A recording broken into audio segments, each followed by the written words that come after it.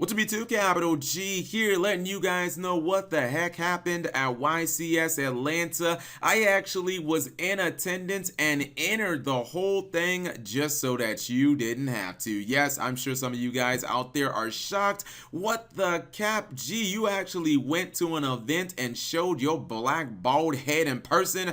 By the way, there will be memes about my black bald head, but yes, I actually attended YCS Atlanta. It was an absolute blast, and it was a really crazy event. I feel like I have to make this video not just because I attended YCS Atlanta, but because there also was no live stream for Atlanta. A lot of people, thousands of duelists out there, I would assume and estimate, probably have no idea what really went down at this event, because you guys know there are a lot of people who watched the tournament stream and there really wasn't one. Not sure if Konami just didn't have the ability to stream it, not sure if they didn't actually choose to stream it, but nonetheless there was no stream.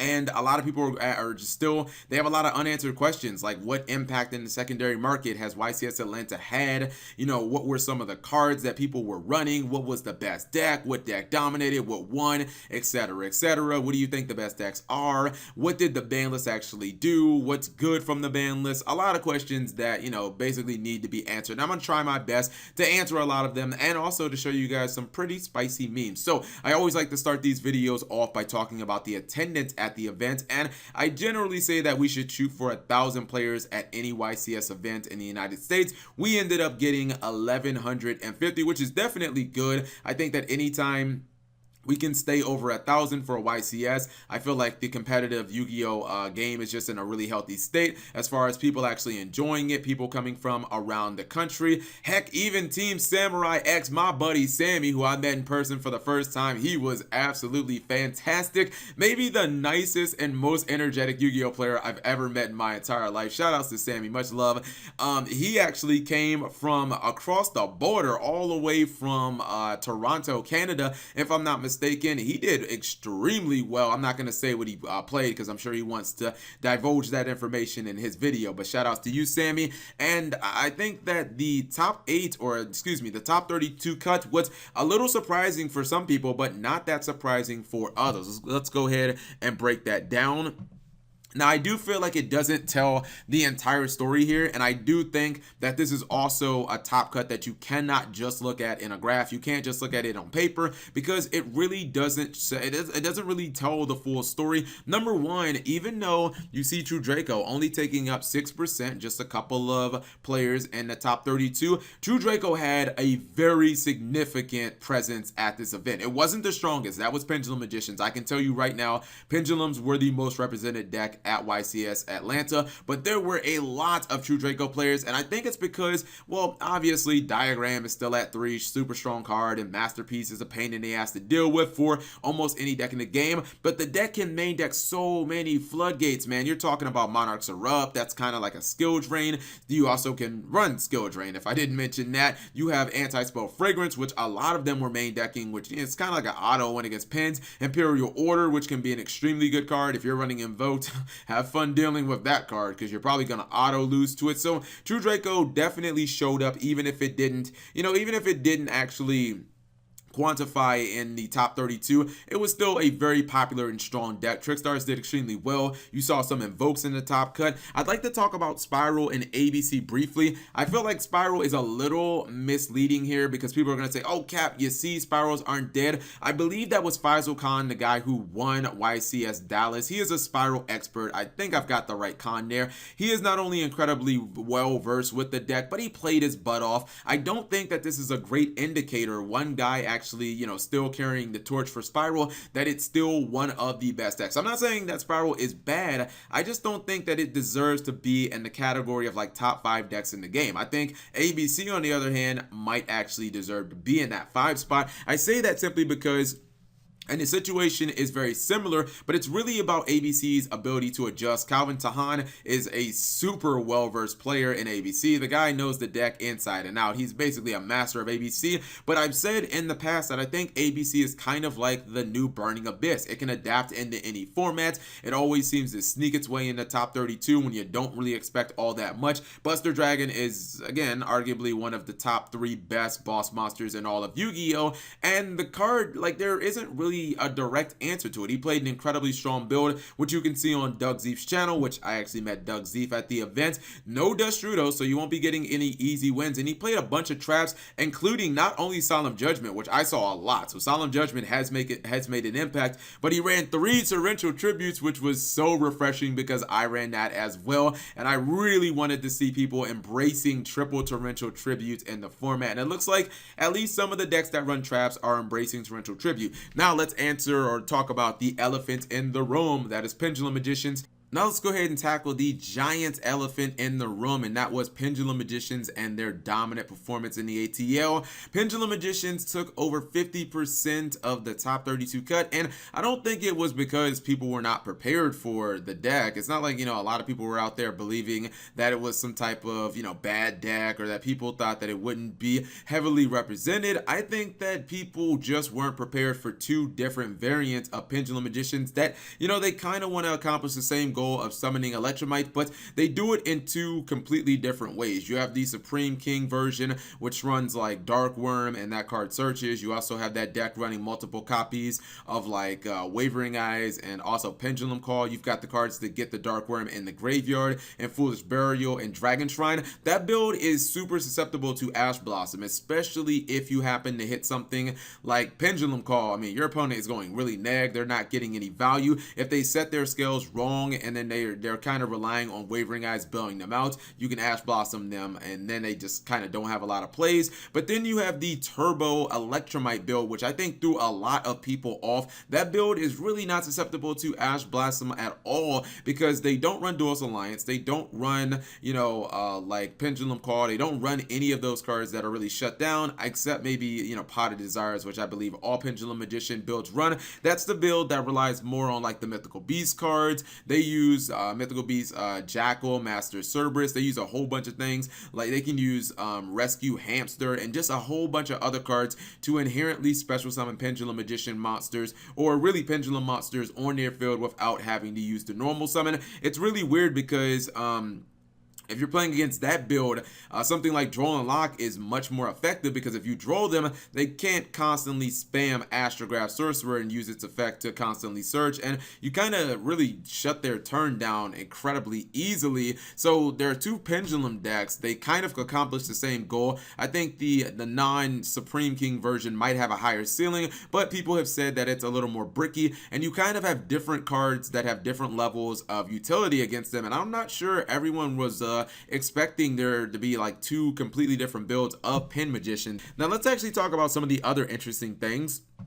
I thought it was pretty interesting that Konami revealed the new Judge match, which they both look fantastic. I personally would probably choose, as much as I love Dark Magician and Apprentice Illusion Magician, I think I'd actually go with Lumina here, the Twilight Sworn monster, because I just like that white gown. It's so nice, so elegant. Let's talk about some of the interesting feature matches, including yours truly with my bald head. Some people are memeing the hell out of me pretty much everywhere, which I'm taking it in good stride. I think a lot of the memes are absolutely hilarious. This wasn't the best picture of me. I'm just gonna defend myself in saying that this wasn't the greatest picture of me. But yes, if you guys didn't know, I shaved my head maybe about 6 months ago. I think I like it a little more. I mean, I changed my YouTube banner, so it's not like it's a shock or anything like that. And the reason my head looks a little funny, like right here, not the greatest picture, is because if anybody actually, like if you were at the event, you'd know I was wearing a hat almost the entire day. Now the crazy thing is they told me I couldn't take the picture. I couldn't wear my hat during the picture because Konami deemed the hat a little too controversial.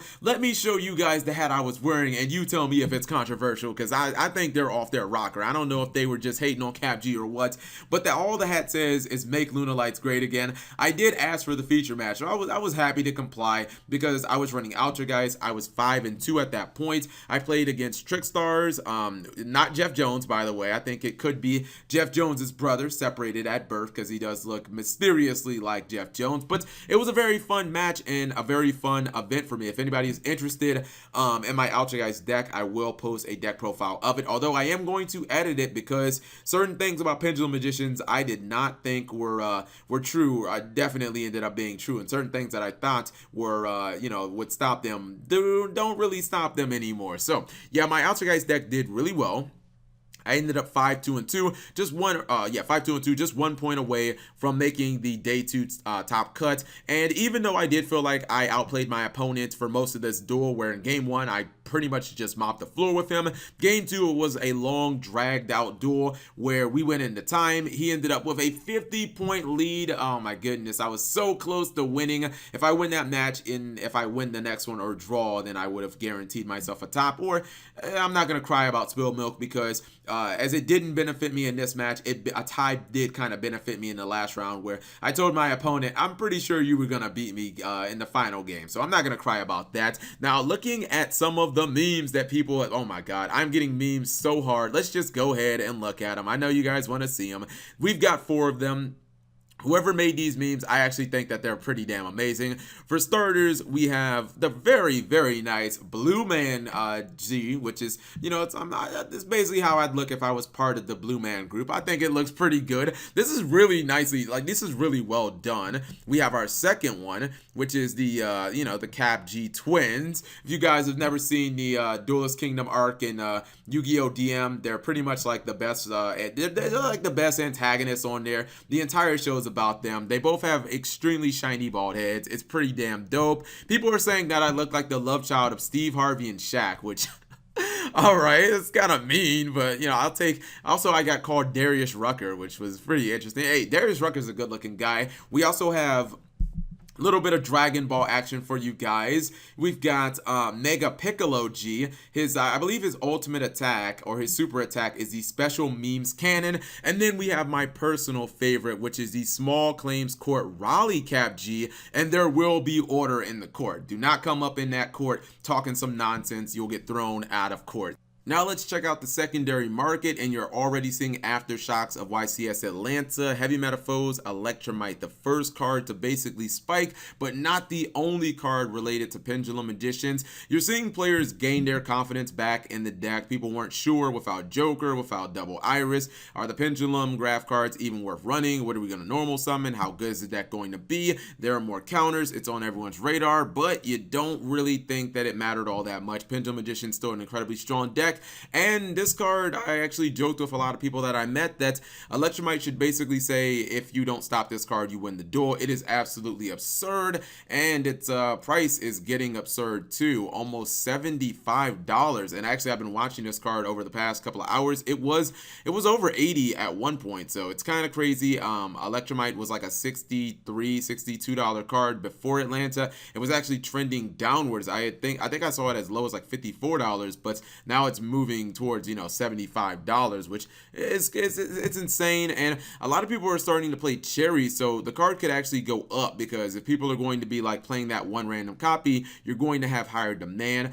Mythical Beast Master Cerberus, I tried to tell people about this, how real this card was, and how if you actually pulled a lot of these Mythical Beast cards, you hit the jackpot. You just didn't know it yet. I did a full discussion. This card's going up as well. I mean, the Mythical Beast version of Pendulum Editions doesn't really rely on its normal summon. Some people say that it's more bricky, because I guess it can be more susceptible to something like Gogor, because these Mythical Beast cards, they do have to activate in the scale, and if you already have an established scale, Cerberus can be like a dead card. It might just honestly sit in your hand. I guess you could tribute summon for it, but that would be the first that I've seen it. The point is, this is a card that gets monsters on the board, or gets a monster on the board, makes it easier for you to go into Electrumite without having to commit your normal or your pendulum summon. That's why you're seeing people use it. And if you ever do get it on the board, it isn't pretty, like, it's a strong ass monster if you can get it on the board and not have to, you know, use Electrumite or not have to use it for Electrumite. So you're seeing this card spike. Borreload isn't because of Atlanta, but I just thought that this was interesting. Borreload Dragon sitting at like $45. Damn, man. Remember when this card was like 20? I bought my Borreload when it was at like 26 bucks. I was like, yeah, it seems like a good card just to have one of, and now it's like a $45 card. But Borreload has just gone up and up and up. And I mean, until we actually get confirmation of a reprint, I think that people are probably just going to be paying more. You might even see Borreload hit like 45 or 50, just because every deck that plays Scapegoat plays it. You know, you have so many like targeting cards out there. Basically, if you're playing an extra deck and you can summon Link 3s, you probably can summon Borreload Dragon, so probably make room. Now, when it comes for some sleeper cards, This card right here, Amano Awato, I saw it a lot in True Dracos. It was kind of like an ace monster. A lot of these True Draco builds were going second, and they were main decking this guy. And if you don't know what it does, it's a Spirit Monster, came out of Circuit Break. It basically does not let monsters activate effects unless they're Spirit Monsters. It's really good because you can go second if your opponent goes with the crazy Pendulum board of like, you know, maybe a Firewall Dragon,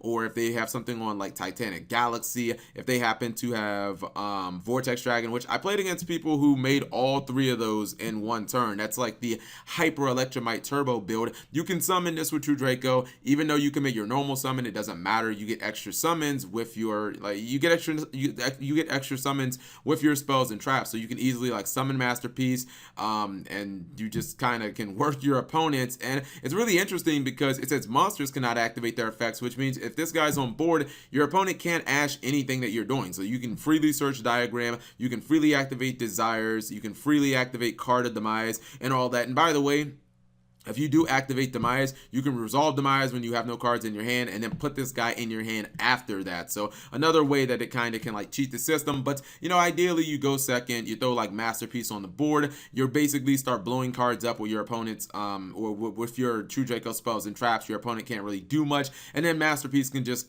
start wrecking shit. You know what I mean? Like, he's ridiculous at that point. So I think that it was a crazy event, and it'll be interesting to see how things are moving forward. So you guys let me know if I missed out on any stories. Maybe your favorite story was Cap G's bald head, or Pendulum Magicians just, you know, still showing that they can dominate a format. Anyways, leave it in the comment section below. Thank you guys for watching. As always, subscribe if you have not already. Turn on that notification bell for daily videos.